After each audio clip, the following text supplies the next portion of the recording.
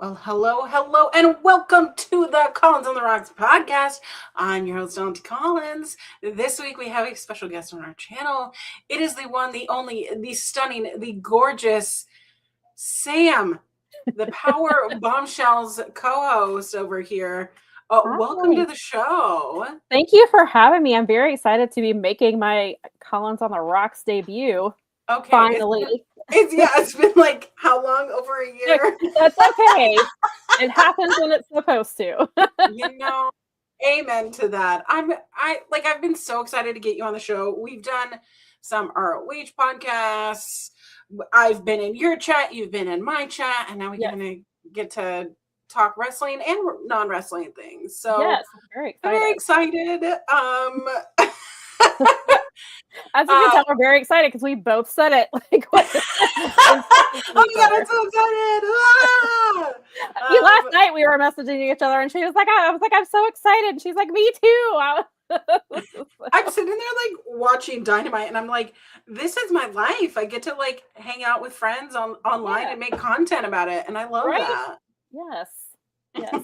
I thought about you. I'm sure you talked about it, and I saw that you posted about it, but of course, like when I was watching Revolution on Sunday and we saw the rated R, and I was like, and of course I knew like when they first popped it up, I was like, oh, this is obviously gonna be a Cope and Christian, but then the rated R popped up and I was like, oh my god. And I was Oh like, my god. Nikki and I were like, Collins is probably losing it right now.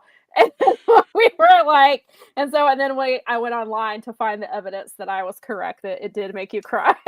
You know, it's so funny. So I was hosting a watch party, Uh-huh. and all night I've been saying, fill out your predictions forms, which I still have to grade.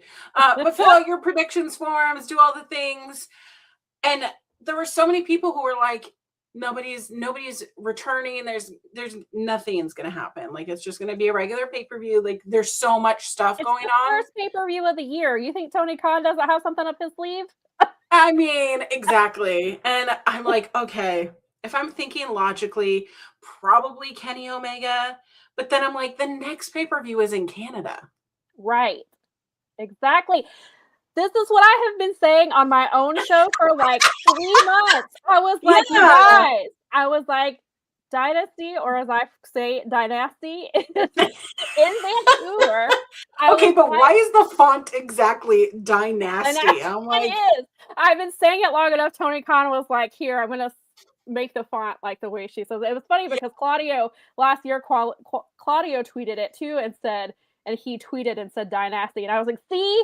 It started, I've told this story before. So it started, I went on, I don't know if you know what the Rock Boat is. It's a music cruise. I went on it. It's Sister Hazel's cruise, but then they bring in all kinds of like singers, and like I saw Zach Brown before they signed. And they were on, like, I saw them here before they signed to a label and they blew up. And then they were on the Rock Boat. And so I watched them perform like 3 times on a cruise ship in the middle of the ocean. Like, oh my god. before they blew up. And then, like, so there's a ton of artists. And there was one of the lounges was called Dynasty. But then the lead singer of Sister Hazel pronounced it as Dynasty. And so it stuck. And that's how I pronounced it ever since. Is the Dynasty. So he's like, oh, we'll be in the Dynasty room later. And so that's it. So it's Dynasty. But yeah, so I was like, it's going to be in Vancouver. Yeah. So I was like, and that's what I kept telling. I was like, if FTR is retaining, then it's because Cope and Christian are coming back and they're going to wrestle for the titles of Dynasty. And then the match was made official. And I was like, I have been saying this since like January. Yeah. Well, I think ever since, I mean, if we roll back the tapes, last summer,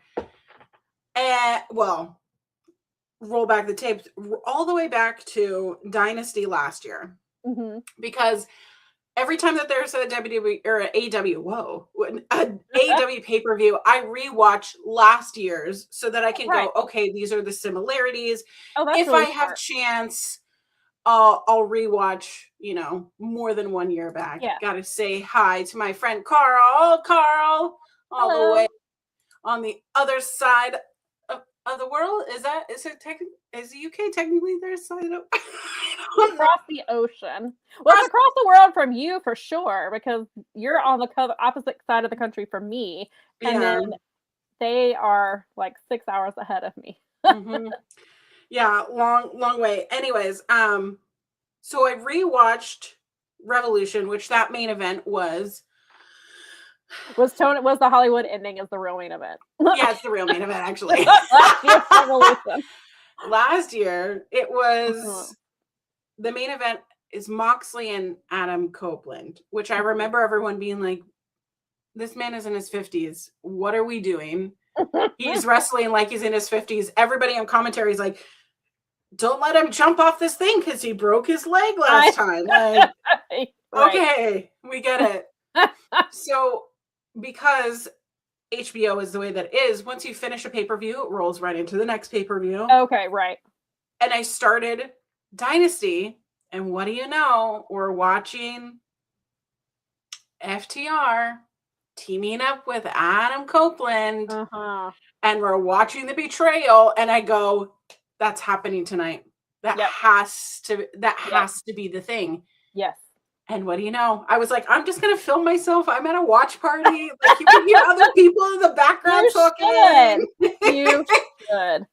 So I definitely cried. It definitely was like, okay, wow. Felt the mascara like coming down my cheeks.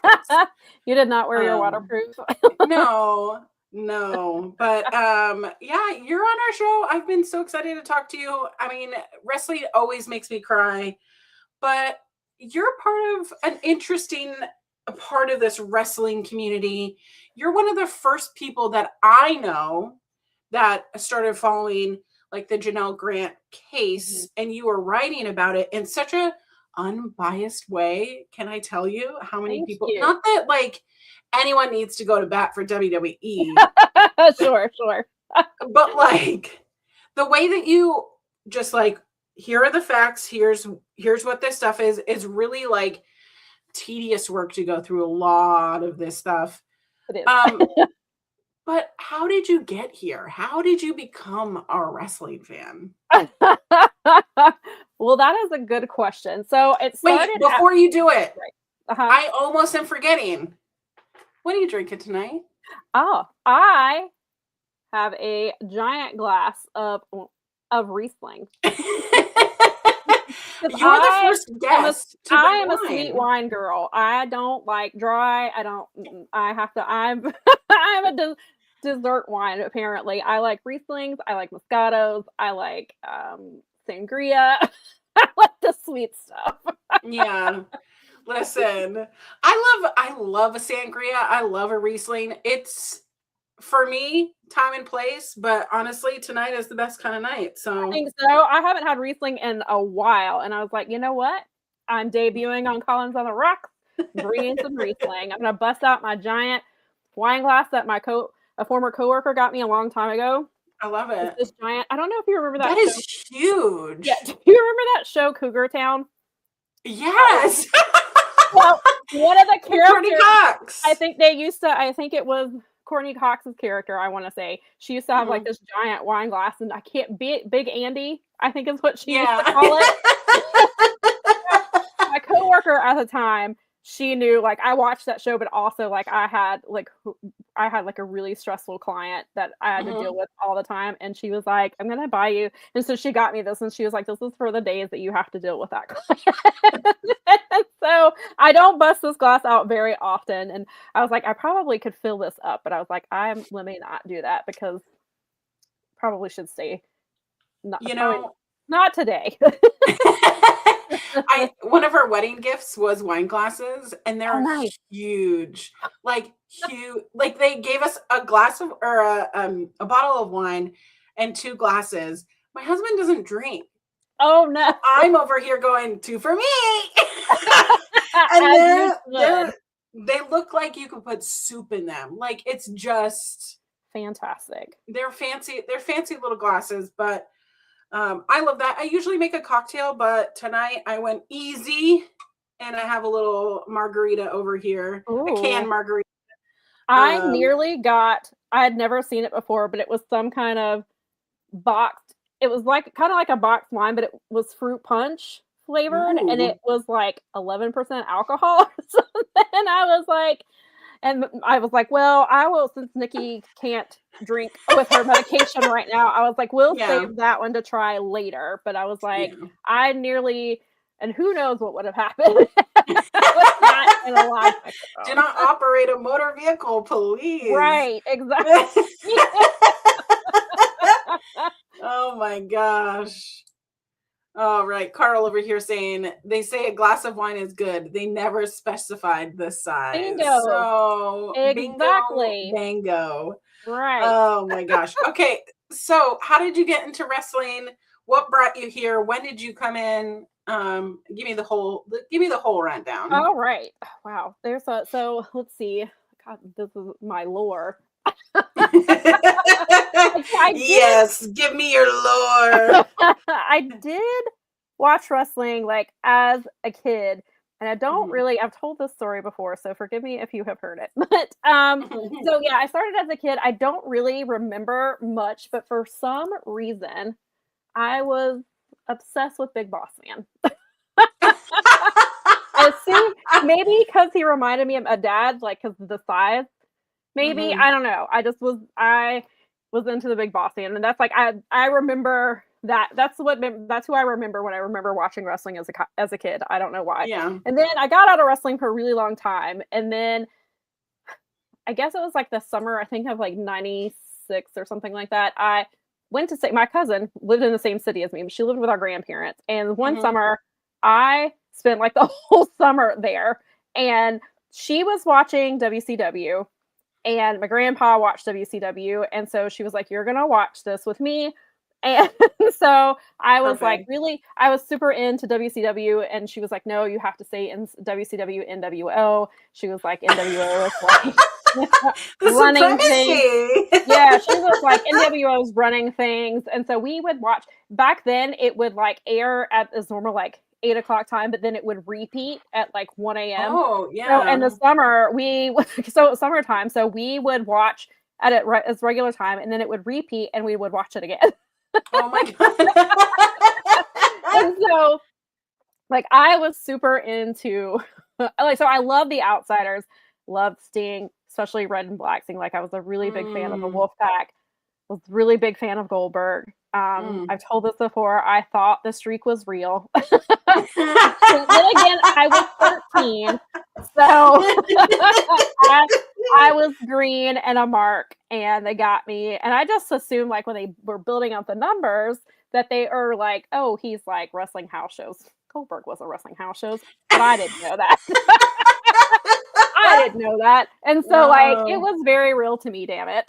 Mhm. So, and then I eventually got into WWE, and like so I was watching like the night that like Shane McMahon bought WCW, like, and I Oh like couldn't no. believe it because I was like, "You've got to be kidding me! Like, there's no way this is happening." So, because I mean, I was watching WWE a little bit at that point, but I was still like, Mhm.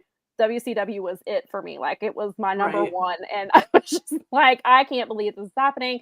Can't believe Shane McMahon is in this, and it like he's in this ring. He's from Atlanta, live in Atlanta. Like, it was blowing my mind at this point. But yeah, so then I got into WWE and was super into that. My dad was watching at that point because it was like The Rock and Stone Cold and that whole stuff when they were like the really popular. And like so I came in, I don't remember the exact time frame, but I know it was like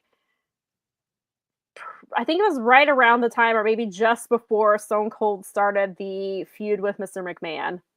Like it was Mm. around that time frame, but The Rock was really popular. And then unfortunately one of the bigger things I remember around that time was also when Owen Hart passed away, which was obviously Man.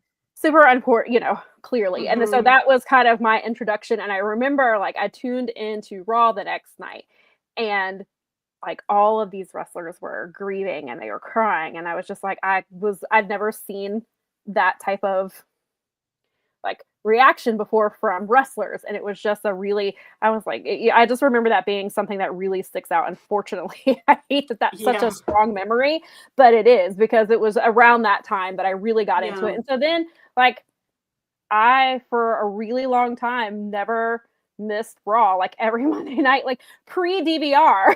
Like, I was in front of my TV every Monday night at 9:00 watching, and then I was watching SmackDown and things like that. So I was always watching, even when, like, a few years ago, when I think the time I finally, like, quit watching WWE for a while was when Johnny Gargano left NXT. Because Black and Gold was, like, it for me. Like, I love Black and Gold, and the 205 Live was my other big thing. And but once Johnny left, I was just like, this is not NXT anymore. Like, all of these people are gone. And so I had finally and I had it with, like, the main roster stuff that was happening. It just was not the wrestling for me anymore. And so I finally quit. And I only came back to WWE when I started writing for Wrestling Inc. They needed coverage.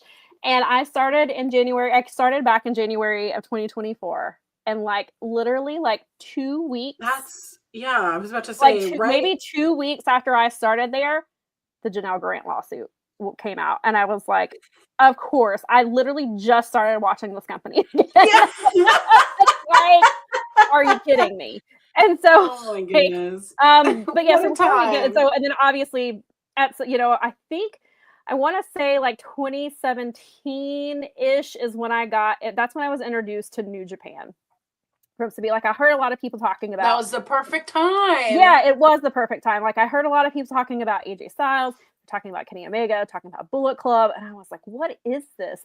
And then I learned that I could, and then I had a friend who had a subscription, and she let me use her login, and I watched Wrestle Kingdom and was, like, blown away. I was like, wrestling can be this?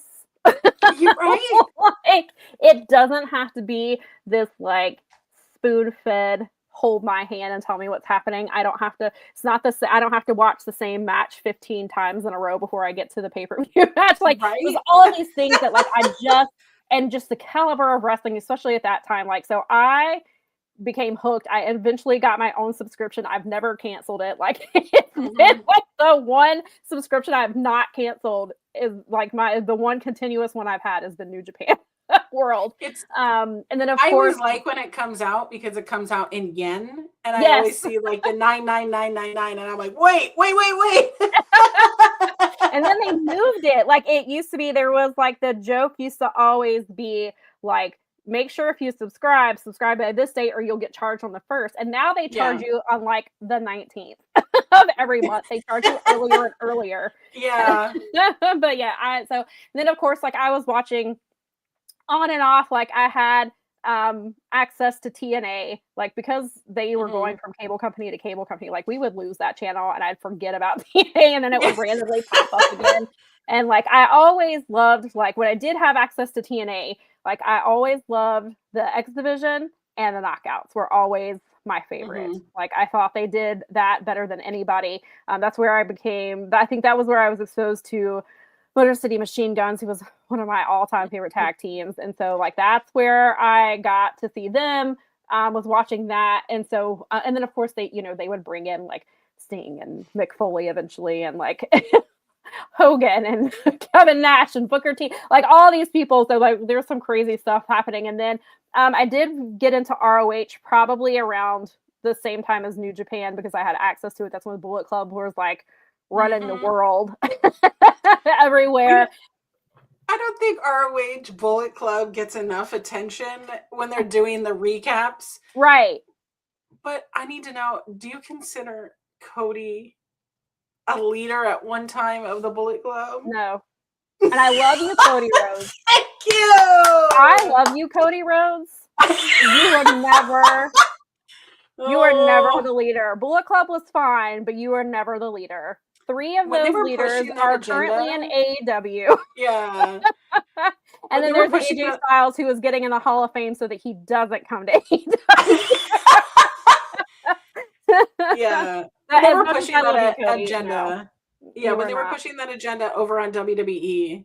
Yeah, I Sorry. know they were. I was like, you liars. You liars. Yes, I you was lied. there. Oh Don't my try to gosh. rewrite the history I watched. Exactly. Oh my He was gosh. But wrong, he said though. Bullet Club is mine. No. No, it is not, sir. No matter how badly you want it. And I love Bullet Club Cody Rhodes. Like, he was Bullet Club Cody Rhodes was so much fun. Like, Hill Cody Oh. Rhodes is fun, and then he didn't want to do it in AEW, and then he went to, and now he's just, oh god, Cody and WWE. I love that man, but God, sometimes I'm like, my guy, I know. just go Hill, and it'll be fine. So And then, so I guess as far as like the writing lore part, and so then of course, like because I was watching ROH, I did get to go. Somehow, I was lucky enough. We got tickets to go to the original All In. Me and my sister, oh. and like 4 or 5 of our friends, all we were able to get tickets and to go. And it was funny because then another one of my friends, he ended up coming, and then we ran into him. Like, we had separate flights and all this stuff, and we ran into him in the hotel, in like the Starcast lobby, like the first day. So, but yeah, so All In was incredible, and one of the greatest. Historical, all of it. Yeah, just Yes. like one of the greatest shows I've ever been to. Like, I have never, Cody Rhodes' entrance, I will never forget that entrance as long as I live. I have never felt that in wrestling, where the you could literally, my body was literally vibrating from the music, the energy, just the because of what Cody Rhodes was doing at that time. Like, I've never felt that at a wrestling event before, and I will probably never feel that again at a wrestling event. And it was such a cool thing, and to be able to experience it with so many people at a time where, it was new and exciting, and indie wrestling was like it. Like, I was into different types of indie wrestling. Like, I was watching GCW, I was just watching Wrestling Robot. Like, I was watching all kinds of indie stuff, and Yeah. so like, so All In was just like, I'm so lucky that I got to go to that. And then that's kind of what set me on the path of writing. I had like, I went to school to, like, I do have a degree in journalism, but I never thought I'd be writing about One of the few to professional actually have wrestling. a Like, that degree. just didn't, like, I was, before Twitter became the cesspool that it is than it used to be. Back in the day, Twitter used to be fun. Like, way back in the Right? day. Way back in the day. And so, like, I was between like Braves Twitter and wrestling Twitter, and that's where I spent like a lot of my time. And there was a lot of overlap between those groups. And then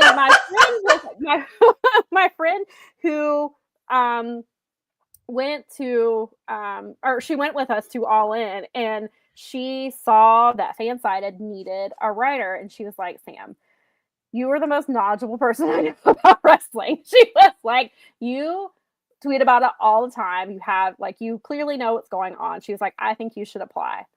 And I thought about it for a couple of days, and I was like, why not? I'll just see. And so I ended up starting with them. And so they hired me right before the Wednesday Night Wars started. And so Oh my I was God. covering, like, my beat was 205 Live, which I was already watching, and I was obsessed with 205. I forget that you are also a 205 Live person. Yes. Ah! I love 205 Live, for I will die on the hill that at one point 205 Live was the best product that WWE was putting out, from And no one was talking about it. storylines, the matches, the wrestling, just everything about it. And I hated, like, that nobody was I was like, and people were like, oh, I gotta, I'm like, just watch 205 Live. Oh, it's Friday night at 10 o'clock. We'll record it. Yeah. But it's on Peacock. Like, find a way to watch it. And so, like, I love that, especially because it was coming off of like the Cruiserweight Classic, which I loved.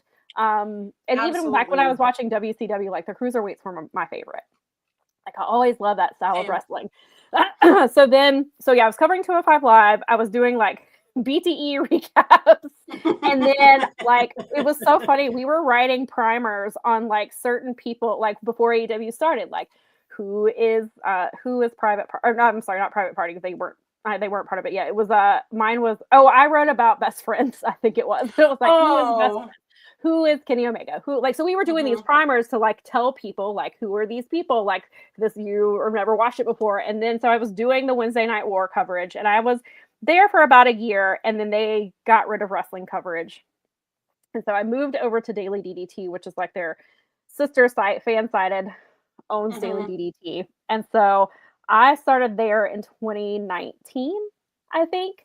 And I wrote there until January 1st of this year when they decided, well, right before the end of last year, like middle of December, they emailed all the contributors, of which I was one, and were like, sorry to tell you, but we're only going to have the full-time fan-sided writers cover wrestling for Daily DDT. So there was like 20 of us that lost our access on January the 1st. They have not covered, and we knew this was going to happen. We had a feeling this was going to happen. So before, like when they were covering, like when they took over, they hid like all the AEW stuff we covered. They like everything that was not WWE, they hid it. Like they made it harder to find. Like you could go, like if you went to my link tree, you could click on it and see like all the articles I wrote. But like there used to be a drop down menu like WWE, AEW, ROH, TNA. They got rid of it. It was everything was only, it was like very pro WWE. It was only positive stuff that they were covering. They haven't covered wrestling since the weekend of Royal Rumble. They didn't even post who won the Royal Rumble. Like they haven't posted since then. And oh my God. And like they did the same thing to the MMA site that they used to have.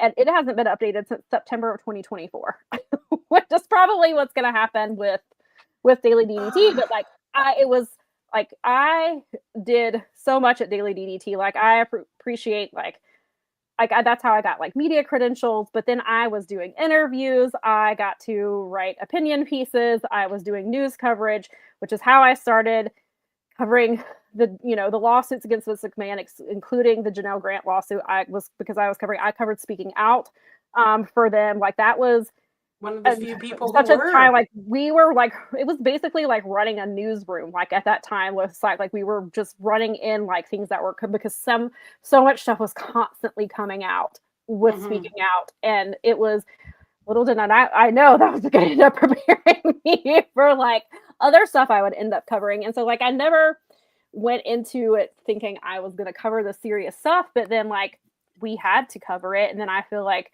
as a woman, I also have a duty to cover it, especially because there aren't many women in this space. There aren't many women who will write about this stuff. And I understand there are reasons that certain women won't be. Maybe they all have their reasons for not covering it. But I just felt like if I'm not covering it, who will? And people who were covering it were men. And some of those men have done a really great job with covering it. Right. But they are not a woman. So they don't they're not going to see certain perspectives that obviously I would see. Even as a person who has not experienced the things that are in those lawsuits, I can understand it and I can see things. I can see patterns that, like, when I was reading that, the first time I read Janelle Grant's lawsuit, because I read it all the way through and then she did an amended one where she named names. And I reread, and so I read it again. And so I've read that lawsuit, which is really hard. It was really, really hard to read both times. It was hard enough reading it the first time, but then having names. Yeah. And then having names and having more descriptive stuff. Like it was like I had to stop and take breaks from reading it. But in the beginning, when I was reading this, I was like, oh, he was trauma bonding with her. Like, like I picked that and like, and when I was telling Nikki and I was telling her a little bit, it was on it, and she was like, oh, absolutely. And I was like, and like the men who are covering it were not picking up on that, which I mean, and that's just a different experience. And then, probably helps because like I've been watching 2020 since I was like 12. So like before crime shows were cool, I was watching them because it was like the news junkie in me was into this stuff. And so like I was like, I also, I guess, probably have that perspective of being a woman who watches this kind of content and can be like, hey, this is what's happening here.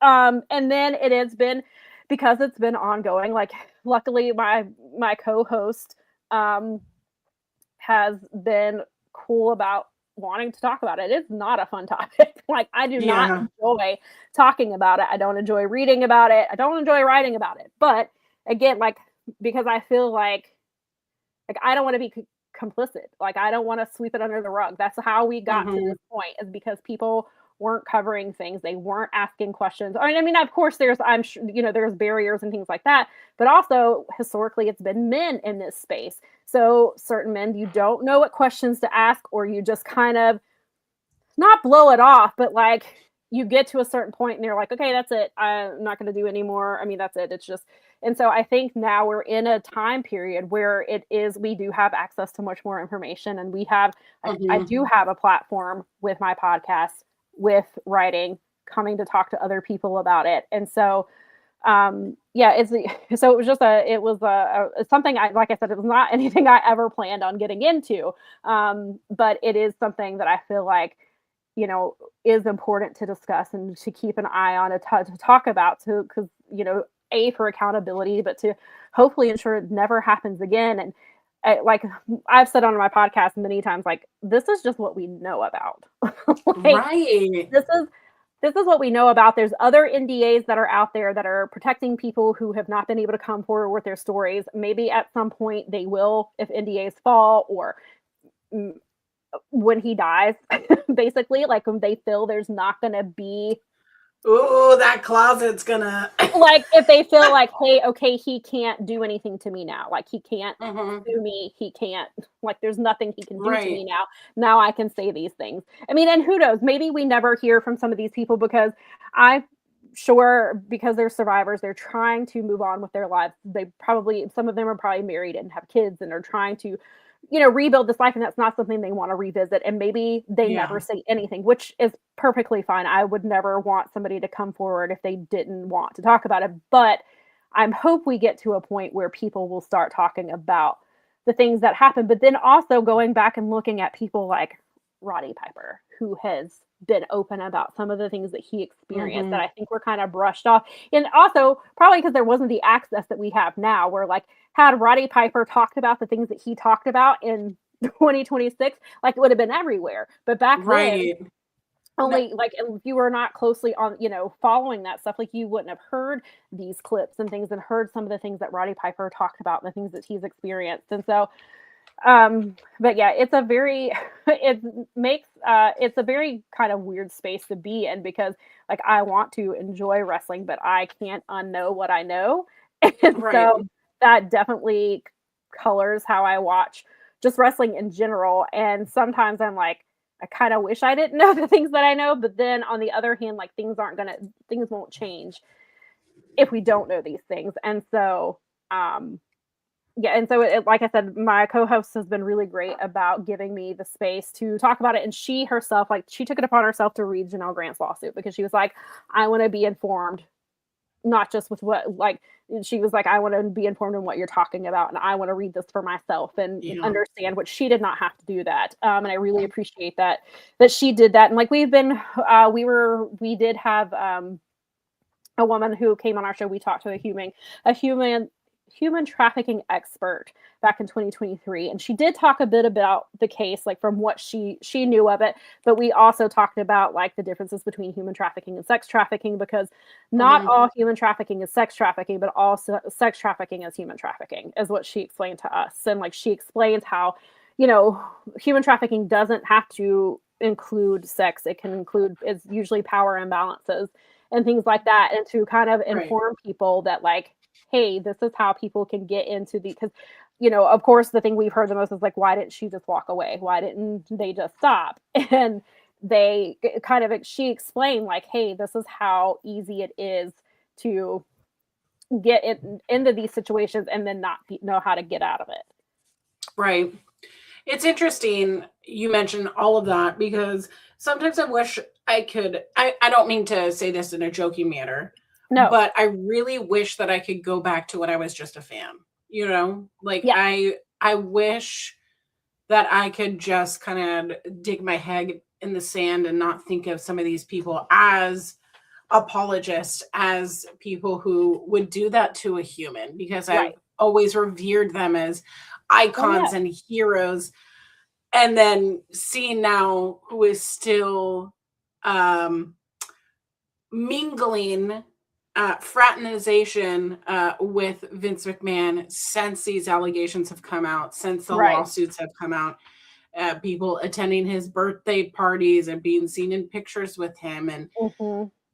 Right. it it puts a little stink on that. And it's not Yeah. that they're being complicit, and I understand, and I know that that was a huge thing even with Hangman last month. Yeah. That was really hard. That was really Absolutely. hard to see that he would Yeah. take a picture with someone who admit that he had done something wrong, but in Right. their eyes, she's 16. So, with the Marty Scroll of it all, having that gray area, but still choosing to hang out with someone who is a predator Yeah. is a choice. Right. And I feel like listening to Hangman's response versus reading it, I think gives a little Mhm. bit more. Because when I first read the quotes, I was like, ooh.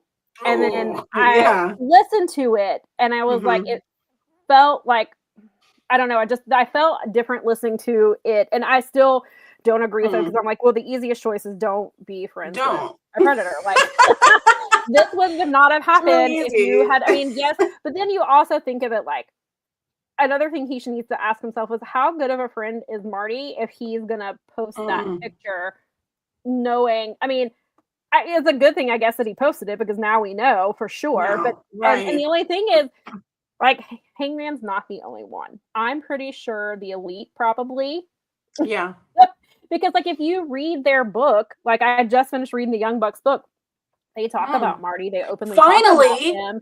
Yeah, they openly talk about Marty in the Yeah. book and how they were friends with him and, like, how he couldn't come over at the time to start when when AEW started because he was still under contract with New Japan, and Mhm. then it turns out then obviously this stuff came out, Everything came and out, then, like yeah. yeah, and then so, like and I get Hangman's point of view or his answer because, he was like, "I didn't know him when that stuff happened.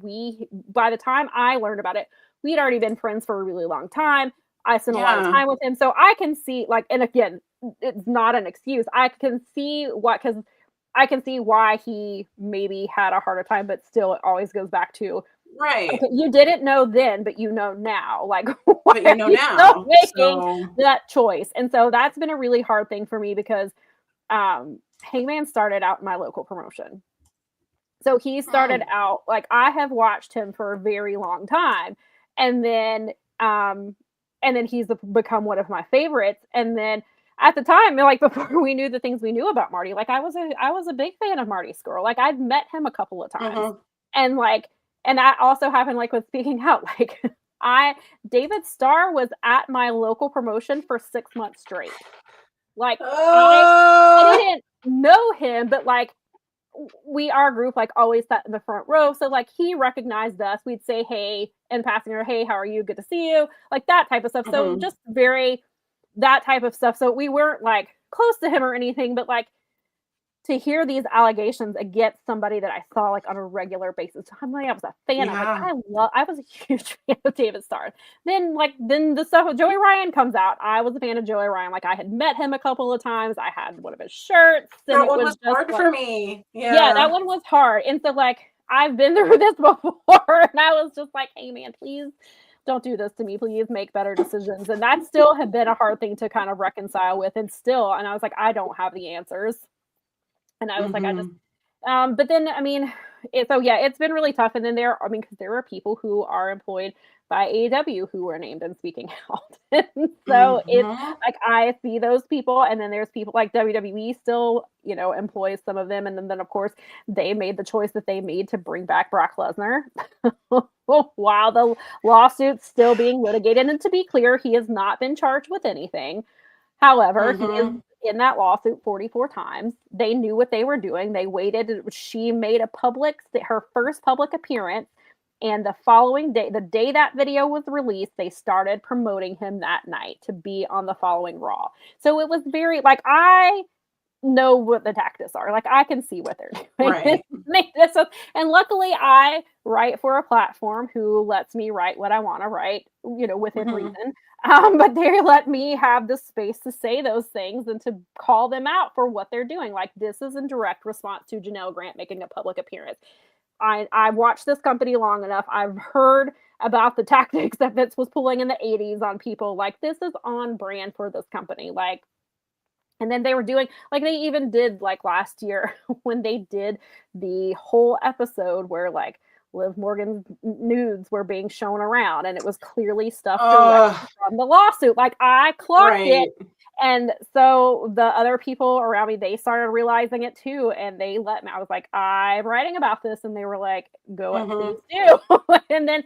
And then it turns out, like, and I always wondered, like, did Janelle know about that? And she addressed it when she spoke publicly, and she knew about it. I don't know if she saw it or was Mm. just told about it, but like, she knows that these things are happening. So they keep doing things to to make me have Yeah. to like write about it. And so it's yeah, it definitely, sometimes I do kind of wish I could just go back to being a fan, but I think, but and then I like we talk like, and Yeah. that's the thing that we talk about. It's like, not a lot of fans are not like as online as we are. Like, so they don't Right. know. So they think, oh, Vince McMahon was named in a lawsuit. He's not with WWE anymore. Everything is fine.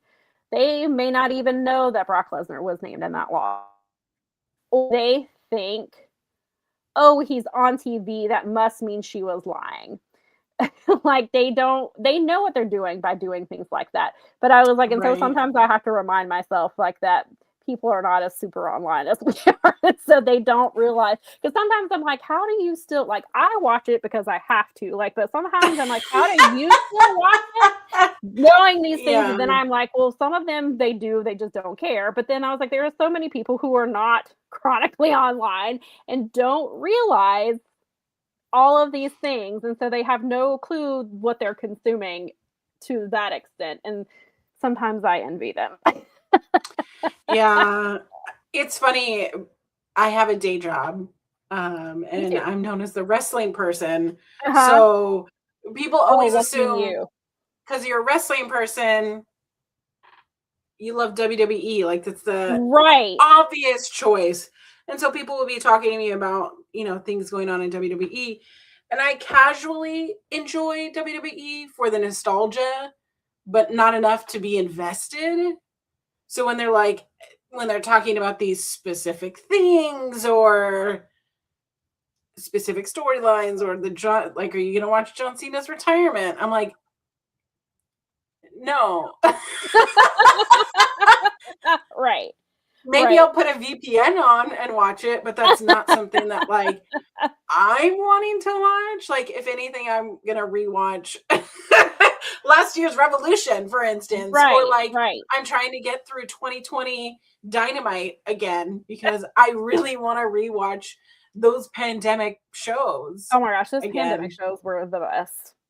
Honestly, made me I feel like love. a wrestling fan all over again. Right. It's And yeah, like the also other night I was watching when they had, it was the Bang Bang Gang, and Austin's just on the outside and he's hopping around and yelling, and it just all of a sudden I just had a flashback to him in Sheeta's gear, where Sheeta threw her like her robe out, yeah, and he had her robe on and had her kendo stick and was like cheering like crazy for her. And like, Austin Gunn was like one of the MVPs of that time, because, and it was funny because they used to have like the Hills on one side and the baby faces on the other yeah. side in the crowd, and it was always like they did some really entertaining stuff, and they, yeah, there was some there's some really cool stuff that they were doing back then, and I love, and I talk about this sometimes. I kind of want to go back and watch AEW and what was happening right before, like, they brought in Mhm.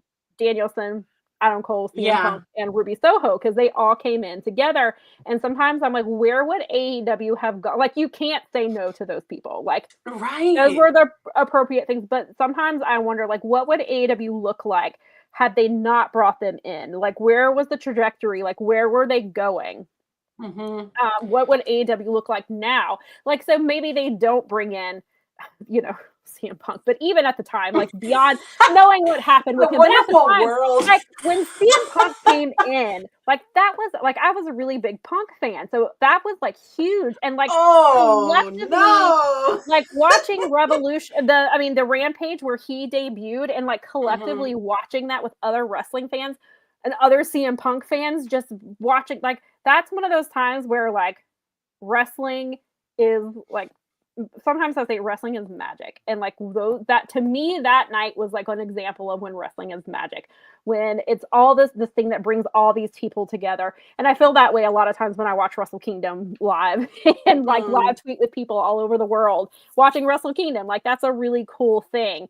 And so, but yeah, so sometimes I wonder, like, and of course not the Punk stuff, obviously, that ended up happening later, but like just bringing in that name at a time that they brought him in. But even when they brought in Bryan Danielson and they brought in Adam Cole, like what would AEW look like if maybe they didn't bring in any of them, and say they bring in, like, what if Mercedes Moné was like one of the biggest names they ever brought? I mean, she is, but like, what if they had waited up until that point? Like, so sometimes I just wonder, like, what would AEW have looked like? Would we have gotten Ortiz and Santana as tag team champions? Like, I will still never forgive Tony Khan for that not happening. Yeah, I'll never forget him for that not happening, and not having the best friends haven't even been right, exactly. Like never having champs. them have the tag titles, and like that's never going to happen now, because I mean, I know retirement's not like, don't necessarily wrestle forever, but Chucky T is probably never going to wrestle again. And It's so unfortunate. like, right, and like we're never going to get best friends as tag team champions. So sometimes I look at that and I'm like, what would have happened? Like, what would AEW look like? Who would have been champion? Would Orange Cassidy have been like world champion? Like, and I thought, like, at one point, like I thought Scorpio Sky, like when he was being pushed and he was like TNT champion, like I thought he was going to be world champion within like 24 months. Right. Like, because I thought that's where we were going. They had him in that like number one contenders match, right? Yes. And he won the gold ring. The brass ring or whatever it was that he won. Oh my god. Yeah. Well, and yes, Nikki clearly is in the chat with the FTR team champions too many times. Honestly, yeah. It's true. Still pisses me off. I get it. Do you want to play a drinking game with me? Yes, I would love to. Okay. So there are 3 levels in this game. There's a perception level, there's a connection level, and there's a reflection level. Okay. It gets harder as we go on. Okay. Some of them are physical actions that I might have to reshuffle because you're not sitting next to me. I know, but let's play this. Although it is funny, last week Greg Cherry was on the show, and the card asked us to do rock, paper, scissors. Right. So we played rock, paper, scissors for 4 rounds, and we got the same thing every time. And that's incredible. And I checked out some of his episode, and I appreciated the shout out to Homestar Runner. And I was like, me, I'm one of those 7 people. Yes. I'm one of the 12 people that watch ROH. One of the 7 people who remember Homestar Runner. The Burninator. All right. Okay, so level 1, our first question of the night. What is a compliment that you like to hear the most? For me personally, or just in general? For you. This is about you. What comment do I like to hear most? Just sometimes I do appreciate like being complimented on my coverage of the Vince McMahon stuff, the Janelle Grant stuff, but sometimes it feels, in the beginning it felt really weird because I feel like I was like, I'm just doing my job. Like, I'm just telling you, like, hey, I read this lawsuit so that you don't have to. Like, and at first it made me feel like, I was like, it feels like such a weird thing, but then I realized like what people meant by it. And then, so I really do appreciate that. And then another compliment is, why are you, or like, it wasn't quite, I guess it was, I don't know if it was a compliment, maybe it was not, but it was just like, I was on I was on Tom Talks Rubbish, and he was like, "How do you like? Why are you so honest? Like, or why do you like you feel like you can?" And I was like, Mhm. I think part of it's just being a woman in this space and feeling like it's yes, that is really important. Yes, that I have had wrestlers pull me aside and tell me that people are paying attention that I don't realize they're paying attention to the match times. Mhm. They were like, My "You favorite thing don't you know do. who is you don't realize who is looking at this, and there are people who follow that thread that you don't realize are watching, and Mhm. they are paying attention to it."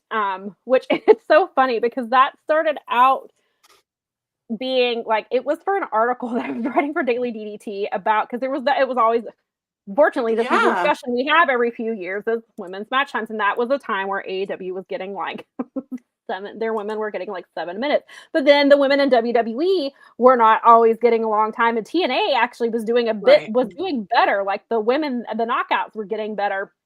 It was going to be a 1 week thing, and then WWE threw off the skew because they had an 18-minute women's match, and I was like, that never happens. Like this, I'm That not. yeah. This is an anomaly. Like that's the norm for them. So then it was going to be a 6 month project. Then it was going to Mhm. be a year project, and then like I stopped watching WWE, so I quit timing, and that's when the women's matches in WWE where they were doing, I think 10 weeks in a row that the Mhm. Lana and Nia Jax stuff where the matches were like Yeah. or matches were starting during commercial breaks. Women weren't completing their matches like because they were a heel and they didn't want to wrestle, and so they would leave the match. And I was like, I can't keep up with I can't do this anymore. So we got to like that period of time, and then I was like, I'm done. I cannot watch WWE anymore. I cannot time these matches. So then it was just AEW and ROH and TNA. Then I got where I wasn't watching TNA, and so now it's just AEW and ROH. And then some people are like, "Oh, you only cover AEW because you like them or whatever." And I was like, "No, I was trying to prove a point for all of this." And then when I started back at when I started with Wrestling Inc., I didn't start timing WWE matches because honestly, I didn't know. I was like, "Well, how long am I going to be here?" Right. Not knowing because if I'm not writing here anymore, then I'm probably not going to cover WWE anymore. And 2 years later, I'm Yeah. still there. And so maybe that would have been a different choice. But like, even still, like sometimes you see these matches at times and they're like regressing. But then you also see match times Yeah. that have when Mercedes Moné is in them. Like Mhm. thankfully, like you see these really long match times, and then since she's been away, you see some of those match times coming back down. And so I'm like, well, clearly there's still a Yeah. reason for it. Even though I think like who was it? Dave Meltzer, I think it was, or was it Meltzer or Alvarez was talking about the time stop the stop or what was it, the stopwatch wrestlers. And so clearly they were talking about me. Oh. Mm. So the The timekeepers stopwatch. is what they were. And so Mhm. Mel and I joked that if we ever started a women's tag team, we would be called the timekeepers. Yeah, I think so maybe that compliment about the women's Simon that it does matter. It makes a difference. And like Doc from Bleacher Report was really kind a couple of years ago. He interviewed Mercedes. Yes, Kevin Kelly also referenced it in a derogatory way, but considering what we know about Kevin Kelly, I guess What it's we maybe a know. badge of honor. But it is men who are talking about it, I will say. I mean, it's so weird. Like, I go through phases. Most people don't pay attention to it anymore, but like, I would go through phases where WWE fans would find it. And then they would just blow up my mentions. And like, they were like really mad about it. I'm like, why do you care? Like, I'm making a Yeah. point. Like, my point is women need more time in the ring. Like, if we want to say women's wrestling matters, then we need equity and equality. Mhm. We need similar match times. You can't build stories in 7 minutes. It's bad enough that Dynamite still, for the most part, has one women's match per week.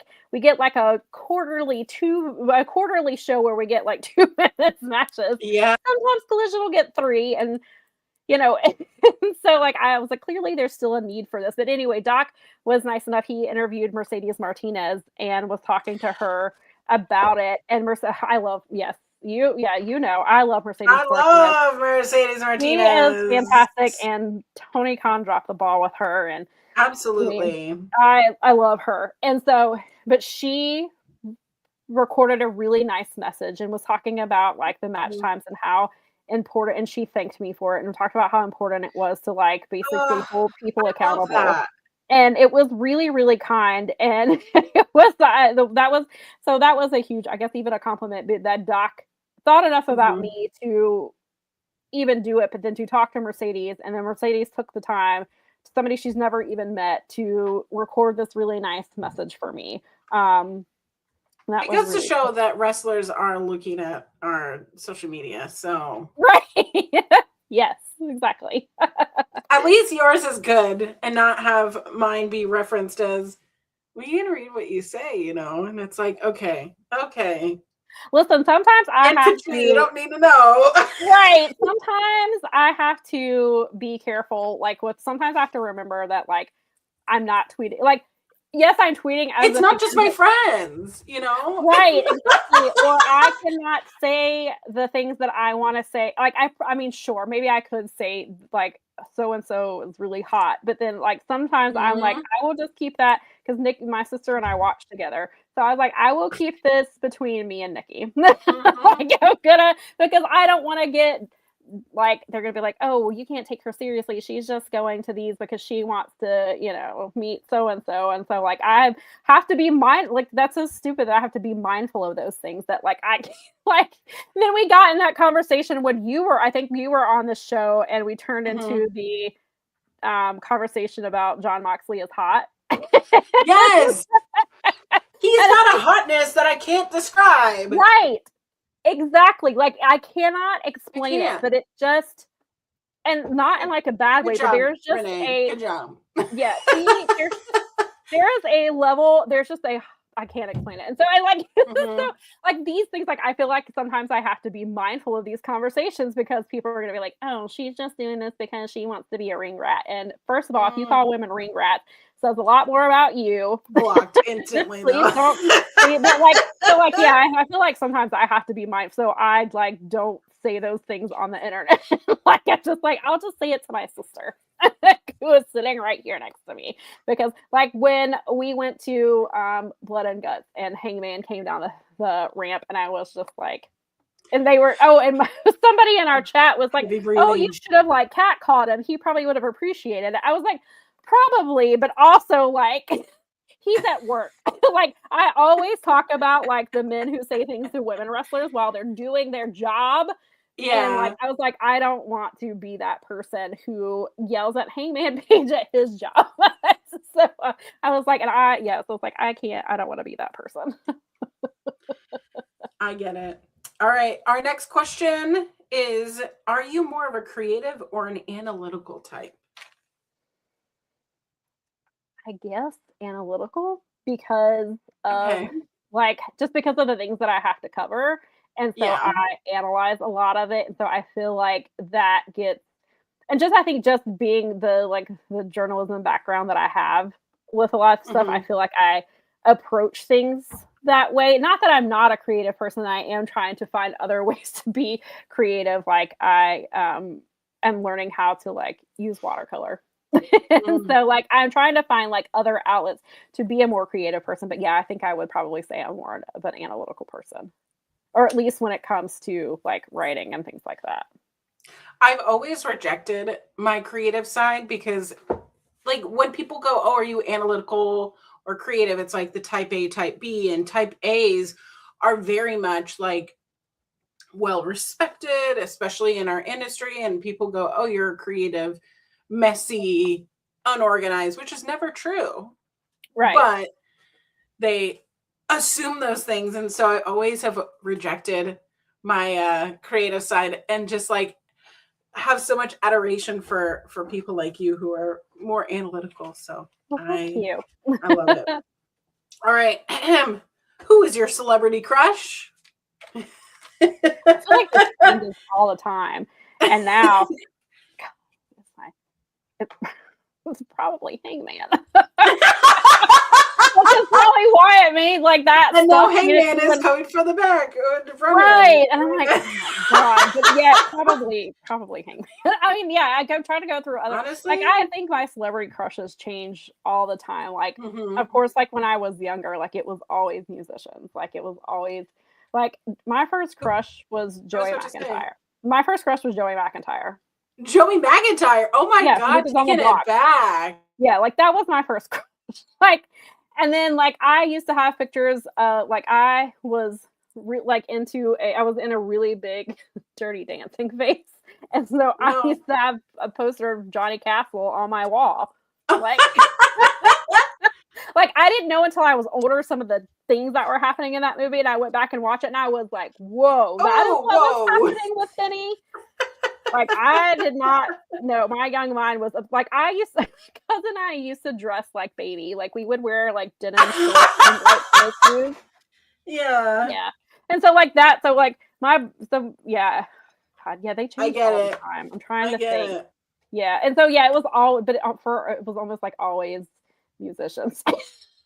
Oh my gosh. I mean, there are wrestlers obviously that I've always had crushes on and stuff like that. But yeah, there's something about a musician. You give me one of those white boys from Good Charlotte. I was like drooling over them. Yeah, I mean, I went through that phase too, like Brendan Urie. Yeah. Flowers. Like, yeah, I was super into that. Super into them. Yeah. We're kind of the same cloth. Okay. Yeah. Yes. Okay, level 2. All right, we are going into our connection round. Okay. Have you changed your mind about anything recently? Trying to think. That's a good question. About just anything in general? Anything that you changed your mind on? Probably. I mean, I've definitely changed some thoughts about Hangman. because of the things that, you know, I mean, some of it, I mean, it's just trying to figure out, like I said, I don't know what the answers are. There's some, it's a very complicated thing. It's a very complicated thing. And I know, and I think the most uncomplicated thing would be don't be friends with that person anymore. But I'm trying to think, have I changed my thing? I'm trying to think, is there anything else? I wish I had like something fun, like change my mind about like a wine or something. I'm trying to think, and I know I'm gonna get mad. I'm gonna think about something later. I'm like, oh, I should have told Collins this. No, it's okay. I can't think of anything. You have stumped me. Well, you'll think about it, and then it'll be 2 a.m. and you'll be like, oh, exactly. And then I'm gonna tweet Collins. Because you're on the West Coast, you might still see it. One thing that I recently have been like super into that I used to be yuck about, Eggo waffles. Eggo waffles. Yeah, I used to like, I just thought they were just like kid waffles, and I bought some in the brown sugar. They have a brown sugar. That sounds good. I would rob a bank to get all the Eggo waffles. You know, like that's the kind of like ludicrous. Yeah, like, and like we weren't like, I never really ate waffles growing up, and then like I was much more of a pancake person. And I do enjoy waffles, but I mean, still, if I'm given the choice, I'll probably picking pancakes. Probably choosing pancakes. I'm probably picking pancakes. Well, because you chose pancakes, you obviously hate all other breakfast stuff. Exactly. So exactly. How do you live with yourself? Oh my gosh. Okay, so this question turns in a little bit. How do you think that you can become a better person? Oh, wow. That's a good question. In general or for yourself? Oh, wow. Well, I think I started therapy last year, which has been a huge help. Like I started it for other reasons, but then it ended up being it's been 18. So about 18 months ago, I was diagnosed with thyroid cancer, and I didn't know that I had it until my right thyroid was removed, and they sent it off, and that's how we found out that it was cancerous. So they were like, we have to go back in. Because originally I could have had surgery and had them both removed at the same time. But then I was like, well, if this isn't cancerous, like one thyroid is better than no thyroid. And so that was kind of my thinking with it. And then once it came out as, yes, it was cancerous, they're like, we have to go back in and remove the other one. Yeah. So, and then we did. And so I had surgery 34 days apart. And, so I didn't really realize like there was stuff that I didn't deal with. So just the timing, it just happened to be, I started therapy a day before the year anniversary of my first surgery. And luckily the therapist that I have, she has a background in dealing with cancer. She worked with cancer patients prior to becoming a therapist. So she has a background, and she really helped me deal with some things that I didn't, because everything happened so quickly. And then like thankfully, like once I had the surgery, like that was it. Like I didn't have to have chemo. I didn't have to have radiation. I didn't even have to have radioactive iodine therapy because we found, my endocrinologist is wonderful, and we were going to do one round, and then he did more research on the type of cancer I had, which was oncocytic carcinoma, which he was telling me that used to be like a subset of follicular neoplasm, which is another type of thyroid cancer. But then he did some research, and then in 2022, the World Health Organization classified, he was telling me about it because actually I had an appointment today, and he had a follow. I had a 6 month. I have to get checked every 6 months. I have to have a neck ultrasound to make sure there's no residual cancer. And so I went in. So I had a neck ultrasound a couple of weeks ago, and he read the results today. And so we were talking about it again, and he was like, who did like a molecular study, and they looked at the cancer molecules and realized, hey, it's its own thing. It's really of all people, it's a really rare cancer. Only 2 to 3 people get this type of thyroid cancer. But they said that radioactive iodine treatment was not, it didn't do anything. So thankfully, my endocrinologist was like, I'm not putting you through that. So thank goodness. Because I was like, I don't really want anything radioactive in my body. So I appreciate it. We did not have to go this route. And like, he had prepped me for it before we knew, and he'd done more research. Like, he was telling me all the things that would have to happen in that. Like, on the day, like, of taking that therapy, like, I couldn't ride, like, I wouldn't have been able to ride in the front seat with my mom. That's how, like, because she could be exposed to it. Like, I would have had to ride in the back seat. I would have had to be in my bedroom for 7 days. They would have to, like, my mom or my sister would have to leave food outside my door. Like, that's what would have happened had I had to go this way. Like, I would have had to clean the toilet every time I went to the bathroom, even if it was just to pee. I would have had to, because of the radioactive stuff. So, like, it was stress. So I went through like a few day period where I thought I was like, okay, I'm gonna have to start prepping for this. And then he was like, I did more research. I reached out to some colleagues who work at the Mayo Clinic, and like I talked to different people, and he's like, I'm not putting you through this because it looks like it's not even going to help you. So I'm not going to because the reason they send people with thyroid cancer with radioactive iodine therapy is to kill off anything residual that could have been left behind after the surgery, if they had gotten, because the thyroid cancer travels through your bloodstream. And so he was just like, so this is why, because I didn't have to have that treatment. I'm learning so much right now. Yeah, sorry, I did not mean to like dump all this on you. No, it's okay. I'm learning. It's obviously on the top of my brain because I just went to see him this afternoon.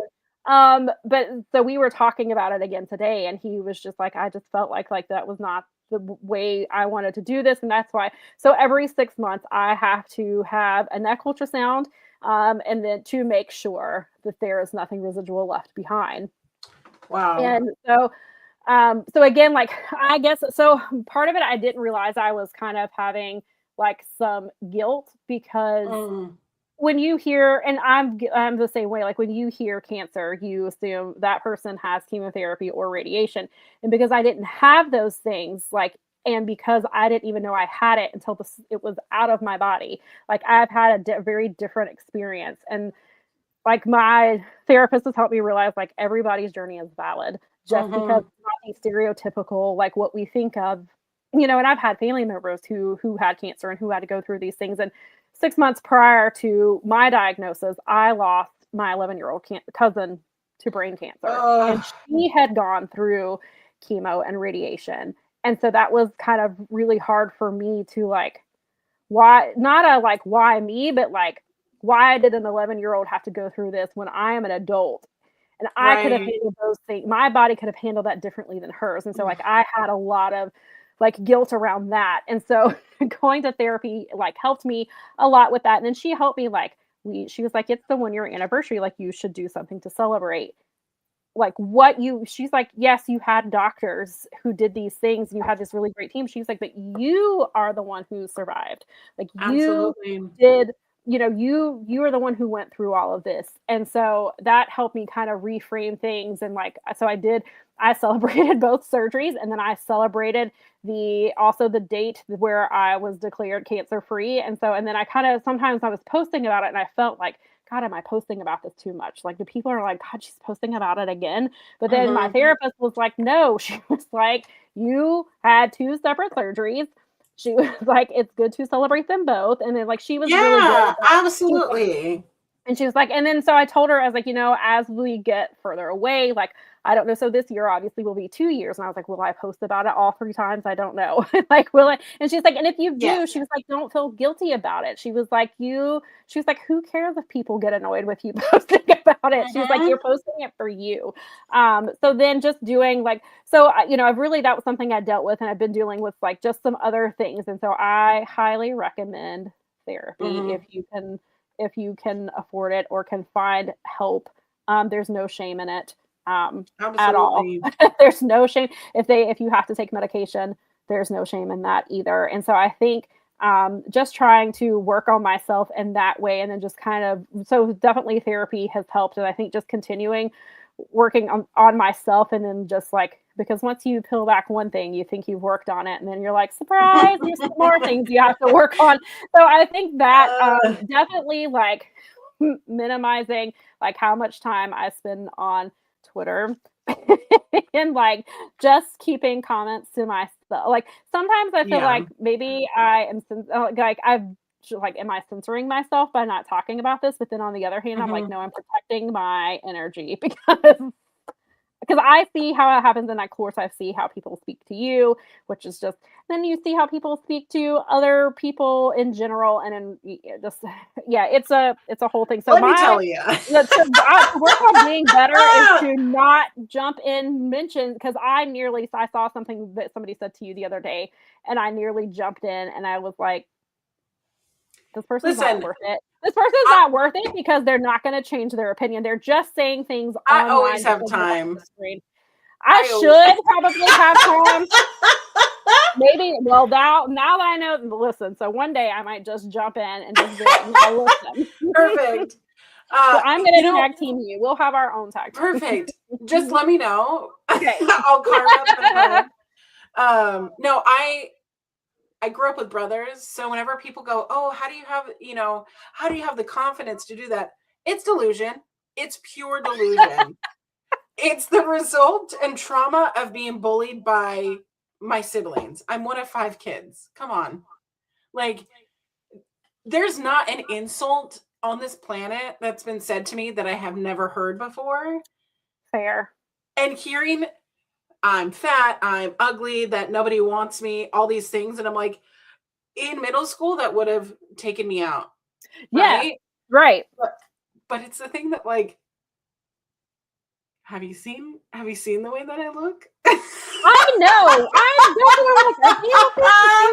I'm looking at it because I was like, look how hot she looks. What are you talking about? I mean, same to you. I'm just like, Colin's, like, I always, like, Nikki and I would be like, did you see Colin's makeup? Nikki said it in the chat earlier. Yeah, yeah, exactly. Like, we were like, Colin's makeup always looks so good. I'm like, I'm gonna fly to Washington just to have Colin give me a makeup tutorial. That was also one thing. So I'm really sad and bummed that you didn't go to All In, but we'll make it happen one day. I am still very bummed. That is still like they say don't have regrets, but I regret. I mean, I don't know what I would have done because like the hotel was the. Why are hotels so damn expensive? Like, you know what what? is happening I here? was so nervous because I didn't know who was staying with me. So I was like, should I just tell Sam and Nikki to like just crash? But then it was like, I didn't know who was staying with me. I wasn't in charge of Sure. anything. No, I get And it. and next time I'm like, okay, now I have the expectation. I'm just gonna take care of it. Like, pay me back whenever, but like, let's just, Right. if Yeah. I'm in the financial Yes, I situation. thought no, exactly. And so yeah, I was just like that was I still regret not going to try not to think about it because it makes me it makes me mad because I'm No, like, I but that should have was just figured out. And then I was like, but then what would we have do if we had gotten there and then like didn't have a place to stay? I was like, or we would have been because like I'm like the points, like I don't have a lot of like travel points on my card. And then I was like, the ones that I did qualify for, they were like 11 miles away. And then all the caption, like all the reviews were like, it's dirty, there's bugs, uh, there's this. I was like, I mean, granted, I probably wouldn't have been in my hotel room all that much because like I right. would have been doing stuff, but I was like, in the time that I was there, like sleeping, I don't want to worry about bugs crawling on me. So I was just like, this is not, And yeah, now that I my best friend's now husband works for a specific hotel, perfect. and that's when I was like, why friends and family discount? What is it? Right. That's exactly what I would have done. That's Help what I me would out here. I don't want to spend. I am So the hotel that I stayed at was right next to the Six Flags, and let me tell you, seeing the Superman ride and attraction outside yeah. my window was probably the highlight. There was a Superman, and then there was a giant American flag. Like, I don't live in the South. People up here in the North do not like have giant American flags. So I was like, yeehaw! Like, yeah. We have that I don't know what this is. I mean, Texas is a very different South than North Carolina is. I Yeah, mean, North definitely Carolina, there's yeah. some crossovers, but like Florida is a very different part of like Florida is its Oh, own thing. Like I don't even know that I consider it the South. It's just like its own little country down mm, there. Like, that's but yeah, true. Texas has definitely got some different. Like, I mean, there are some people who have big flags here, but I've been to Texas before, and I think they've out flagged us. So it's Thank definitely you. yeah. There's like different parts of the Uh, South even with that. yeah. I like my little bubble up here, okay? I like Yeah, I it. feel you. Our flags we have a lot of pride flags and we have a lot of Seahawks. I'm like, yes. Yes, Those are I my like colors.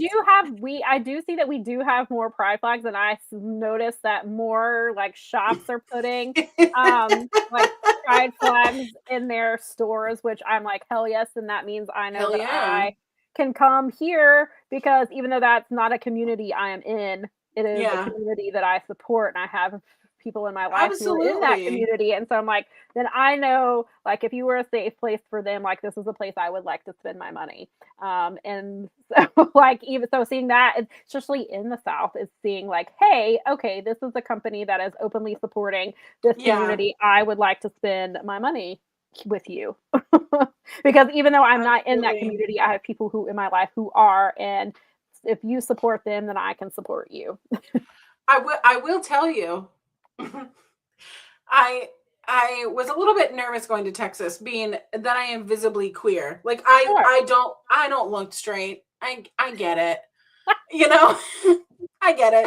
Um but I was trying to dress as straight as possible, and I just think that I like translated to like mom, because I got a lot of like mom, mom, like when we would go to grocery stores, or like kids would come up and I'd be like, I'm not, no, that's not me. I don't know. I'm a dog But then mom, thanks. Kylie was like, this is you trying to look straight. I'm like, I didn't bring too many accessories. I didn't like, you know, I didn't want to go too hard. And then I saw some people at All In, and I'm like, they're in full like Barbie cowboy outfit. And I'm like, I'm underdressed. I'm That's going not home.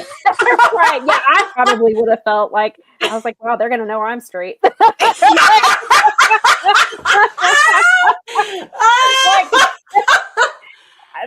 think one thing I really appreciate, like, AEW, that Mhm. people can just come and, like, for Be the most part, it seems like they can just be themselves even in Texas, which is, like, shout out to Vince to be absolutely. able like, I love seeing that, like, there was somebody like, I think when they were having the show at the same time where they had been there's, like, some kinda Comic Con, and somebody clearly came from Comic Con in costume to come to Yes! wrestling, I was like, "Hell yeah."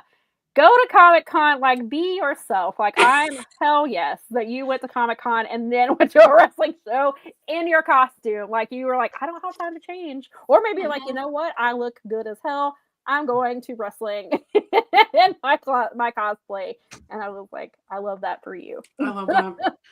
The last question in this round, by the way, is Okay. if you could show one meal to an alien, what would it be? What food? One What meal would you show an alien?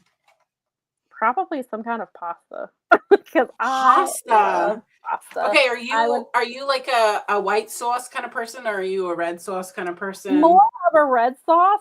I mean, I do love a white sauce. Like, I love, um, I love, like, like, I love Parmesan or chicken Parmesan. I love, like I do love a white sauce, like, and I love, Mm. like, fettuccine Alfredo, I think is where I was going, and then I love, like Oh, and fettuccine I alfredo. love, like, one of my favorite dishes is pina alla vodka. Like, but I'm also a red sauce girl, because I think a lot of it's just because that's what I grew up eating was red sauce. Same.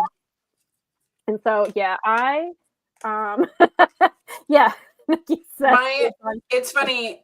My nona, one of my adopted grandmothers, I think. I don't think she's my real grandmother.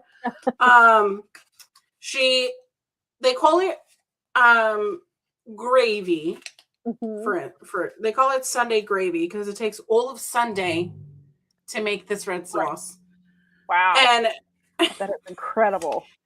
it is one of those things that like there would the shelf life is probably not great because it is so Oh, like yeah. all the like fresh ingredients. Oh my god, But I bet it's my incredible. god, like I would slurp it with my spoon. That's when you know it's good. Yeah. Also, besides pasta, of course, I would show them pickles and pickle flavored things. Yes.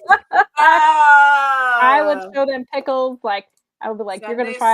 gonna try the pickled flavored Dorito. Mhm. You're gonna try the pickle. That's my current thing is, dill pickle hummus is, like, my current favorite thing. Like, I love Yeah. just it's really because finally dill pickle is having its moment where it's, like, the thing that Yes. everybody is like because it's, like, always they go through the phases where it's, like, salted caramel or the pumpkin spice or the whatever, and so now the people of us who have been loving pickles for years are finally having our moment with Absolutely. all of the pickle flavored things, um, which I appreciate. I was supposed to find some sort of chips for you We that I forgot. finally and I think they were the Doritos, and we Yeah, finally the got Doritos. them. It took months, and then we Yeah. finally got them, and, KFC. Bringing a amazing. I'm pickle so sad. menu. Sonic had a pickle menu, and I don't have a Sonic near me. The closest one is, like, 25 minutes away, and by the time I finally got to go to one, they had moved to salted caramel actually, because it was the fall. So I'm like, please bring back the pickles. And I was like, I was like, they bring back the pickle menu. We're taking like a special trip to Sonic just Literally, for the pickle menu. literally, we had my brother was in town from Jersey, Uh, and I took them to Woodby Island, which Woodby Island, if you know Practical Magic, the movie, that's where it was filmed. yes, I love that movie so Um, much. but on our way back, I go, "There's a Sonic near us, isn't there?" And he goes, and my husband goes, "Yeah." And we stopped and we got Sonic, and I got to have it was like a pickle slushy. I wanted to try that so bad. That's the out of all of the pickle things they had, that's what I wanted to try the most. Absolutely, like they should bring it back. They should make it a staple because so I get like cluster headaches and like Mm. head trauma Oh, creates lasting effects. I've had 6 concussions. It's fine. oh my god. I'll tell you about them sometime. Yeah, please do. Mm, Where I start to get like a cluster headache having like pickle juice is really helpful. So for a long time, I used to have like pickle popsicles. I made Um, pickle popsicles last year. yeah, pickle popsicles are fantastic. But I had that and I was like, wow, that could literally have me come out of the dead with the with pickles. Okay, we are on our last round. Okay. This is a reflection round. You can be as deep or not I mean, as you I've like. already gone deep a couple times. So. In one word, how this is very reflective. In one word, how would you describe this podcast, this interaction that we're having? This has been one word. I'm so bad at those. Yeah, one word. That's the rules. Them's the rules. Introspective. Even We just, went I love way that. deeper than, but in a good way. Like, I think it's because you and I have become friends over the last couple of years, and so I feel like I'm just talking to Collins we're like having a Zoom call in our bedrooms while we drink friends. alcohol and we have sleeping dogs in our room, and oh wait, people can see this. Yeah.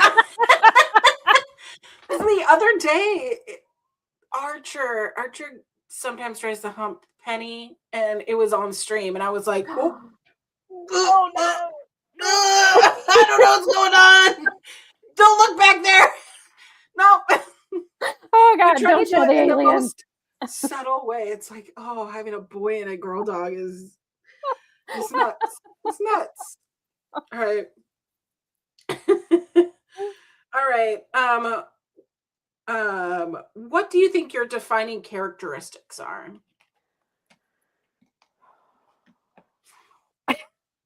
I don't know my defining characteristics.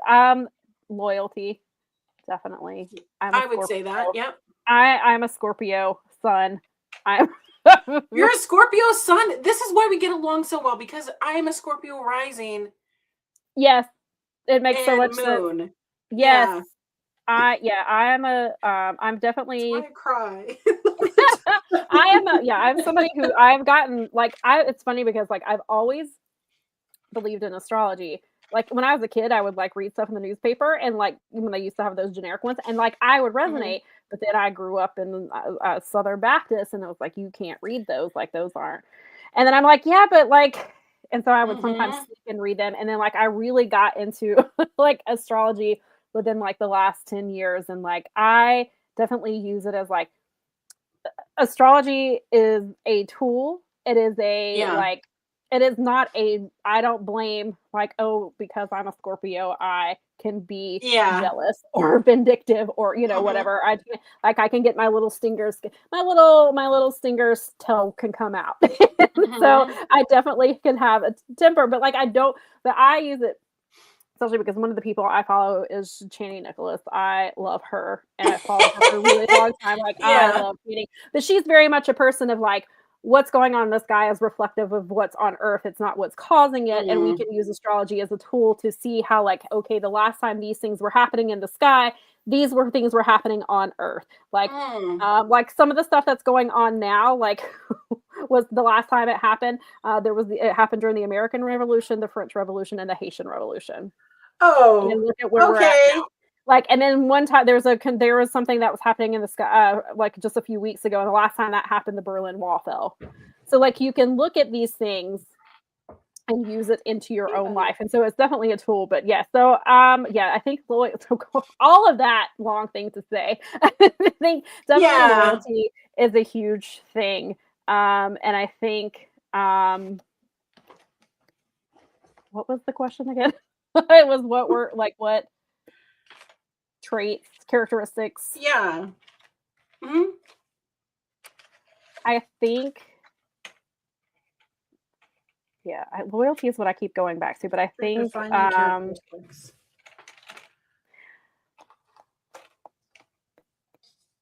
clearly I don't like talking. I like talking about wrestling, but when it comes to myself, but yeah, I think definitely just I think being just compassion, trying to find compassion for, especially like in my community and things like, like when I was here, I mean, they're still here, but like when they were like Yeah. really ramped up and just having that like, and then like trying to so that was like a thing that I was like, that was something that like I was talking with my therapist about, and she was like, she's like, I can tell like that it's your, because she was like, I can tell that you're like very empathetic Mm, with the thing, and so I think that I guess like that definitely a characteristic I think is empathy. empathy and Yeah. empathy, which, and I guess you do kind of have to have empathy doing like in journalism and in writing. It's so easy to kind of Yeah. not have that because you have to, certain things you have to compartmentalize, but I think you do have to have that type of empathy so that you can like because of the things that I've ended up covering. I think that being an empathetic person has helped me to be able to cover the things that I've covered and to cover it in a different way. It's not just, I mean, I do try to cover it as, as matter of fact as possible, but also to like, to give it a different light. And I think just covering wrestling and so I guess, I guess, God, I feel like I don't know. This question ended up being way harder than I thought. And I was like, I feel like, because because obviously I don't want to be like, oh, I have all these great things, which I do. And that's not to say, and that's not to put myself down and say that You I do don't. though. I would agree. Absolutely. All right. And I guess this kind of question intertwines a little bit, but how would you describe, or how should I describe you to a stranger? Wow, that's, how should you describe me as a to a stranger? Because like She for Go ahead. my, I'll give you a minute to cook it, because Okay. when I'm thinking a stranger, I'm thinking, how do I talk to my mom about you? How do I talk to, my therapist about you? How do I talk Right. to, people in my life Right. about you? Not in a negative way, Right. obviously. But I think would hope that it would be described as a good friend, somebody yeah. who is caring and supportive, but also just tries to balance like being Mhm. opinionated and and loud and a loud feminist tries, but Absolutely. she also loves um and she loves being in her herb garden and loves gardening and pro wrestling and and pets, and she loves animals and music and yes, she covers professional wrestling, which I think, because every time I describe that to somebody, they're like, I was like filling out a thing because there was a girl who does a podcast and talks to people who have had their thyroids removed, and she was like, "So, what is the positive Mhm. things about yourself, or like, what are some things because you're Yeah. not your diagnosis?" And so I'm like, I'm writing these things, and I was like, I know, and every single time I get to the pro wrestling thing, and I was like, I know Yeah. it sounds weird. Like, I feel like I have to soften it because, look, Mhm. I know it sounds weird, especially I'm a woman in 2026 who watches professional wrestling. And not only do I Yeah. watch it, I have a podcast about it and I write about it.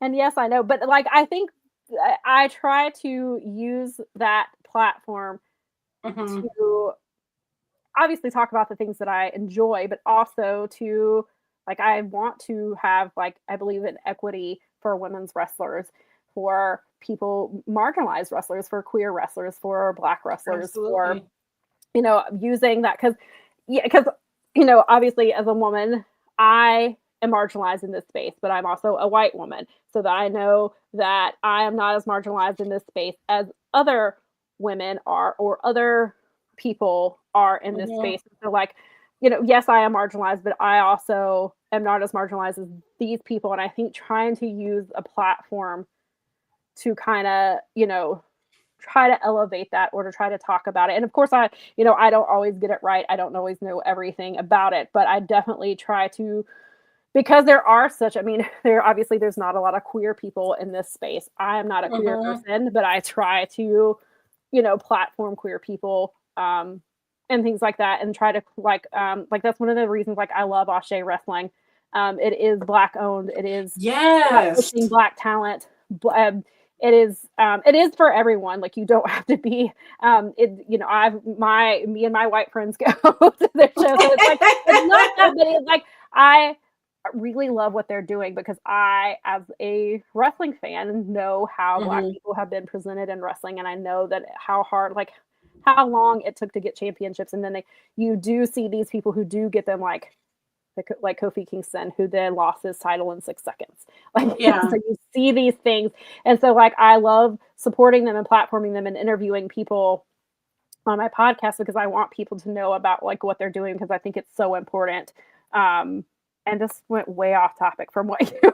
It's okay. I'm enjoying the conversation. But yeah, hopefully just a nice person who can be loud and can be very opinionated about certain topics, but also has a good heart. I love that. Well, the last part of this segment or the last part of the show is that we cheers to something, and I want to open the floor as for I take a big sip of wine. Yeah. I want you to take a moment and think of something that you want to cheers to, whether it be the theme for 2026. I know we are 3 months into it's almost Q1 is over, but let's cheers to something. And you know what? Cheers for today is going to be, let there be more women be inspired by the work that we do, that they have the desire and freedom to feel like they can be in these spaces. Sorry, absolutely. I'm getting emotional. No, but that's true. To the women behind us, that they feel like they can be more comfortable and don't hope. I mean, it is the internet, and you're probably always going to deal with the same bullshit. Because as long as they're, and I say this as not as a hater, but as in a space where there are a lot of cis white men, you're gonna, keep. I get a podcast and a personality, and right. No, but yeah, I think definitely to the women who come. I hope that we've paved the road a little longer, made it a little wider so that you can come through and do more. And to the women in the space who are already in this space, grinding it out and doing this and having to deal with the things that we have to deal with on top of trying to enjoy this. This business is not always a fun business. It's always, and then sometimes it is a fun business. And then when you enjoy the funness, they're like, oh, you're too much of a girl. You're too much. Of course you think this wrestler is hot. And that's all you care about. You're only watching wrestling because you're seeing sweaty men in trunks. And yes, maybe that is part of it. But like, definitely there's a space for all of that though. There's a space for people to talk about wrestling in all kinds of ways. And I hope that, we can help further that along in whatever way that is. Amen. Well, I'm cheers into that. So let's virtually cheer.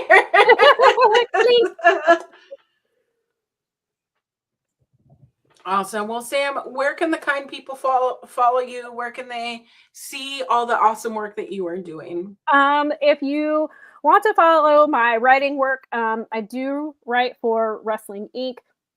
Also doing some stuff for some friends of mine have a website called Let Them Wrestle. I actually just wrote an article on why the Young Bucks should win the tag team titles at Revolution. I had a whole great thing about it, and Tony Khan was like, no, who cares about their arc that they're having? So it's like they're having kind of like the Hangman arc where they were these bad dudes and they were being assholes to everybody. They were the Broke Bucks, and now they're on this redemption.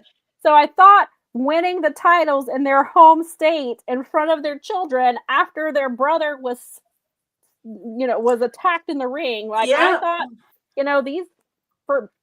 I thought the perfect time to win the titles, and Tony Khan was like, "No, you're stuck with FTR for more."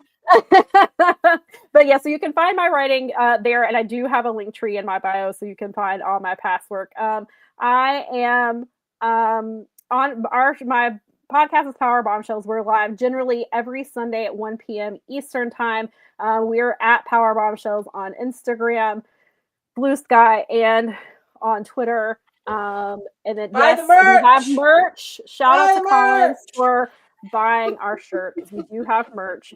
We do have color, like we have some pink, we have a blue one, but if you need your black wrestling shirt, we got you. We still have a black wrestling shirt too.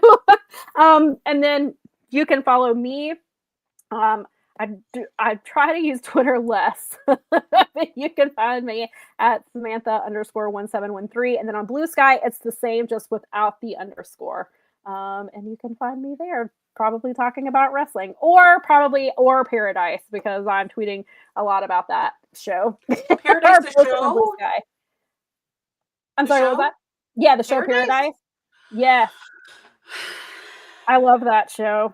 My coworkers are trying to get me to watch this show. Oh my God, you should definitely do it. It's only the first season's only the second season is too. The second season, episode 7 is getting ready to air Monday. There's only 8 episodes in each season. It just this week got picked up for season 3. Mm-hmm. And the shows are fairly short. They're like maybe 45 minutes. They're not very long, but they are intense. They can be very intense. I've caught a glimpse of the first episode of the first season, and I'm like, yeah. I don't know if I'm ready for this, but I did not watch This Is Us, but the person who created This Is Us created Paradise, and Sterling K. Brown was in This Is Us, and so there was an episode this season that made me sob. Was not prepared for it. There's that. I will tell you, season 1, episode 7 is one of the greatest episodes ever on television, of a TV show. It was incredible. I know there are a million things to watch, and I get it, but that's very difficult because Heated Rivalry, episode 5. So funny because I have not gotten into Heated Rivalry, but I oh watch my God! And some of the things I had to skip in your story because I'm like, if I do end up going back, I don't want to be spoiled. But then I'm watching Colin's story. You're not the only person who said that. I'm looking and appreciating, and so I'll just watch Colin's stories, and I'm like, why am I not watching this? I have 15 other things. I am behind on ROH. I haven't watched ROH since December because right around the time that I was watching, that's when I had my subscription through Daily DDT, because it was because I was watching that, and so I wasn't playing, and so it was right around Christmas, and they they were like, we have to cancel, which was fine, and then I was like, oh well, I'll catch up after the holidays, and it is now March. I was gonna say it was 11 episodes behind, but there was an episode on Friday on YouTube. I'm trying to decide do we watch backwards or do we start? Yeah. I know I need to start. I did figure out I need to start at Global Wars from December. A, because I want to watch it, and B, because I do time matches, and and ROH was really getting to where it was struggling with women's match times again, and I was like, oh wow, this is elevation.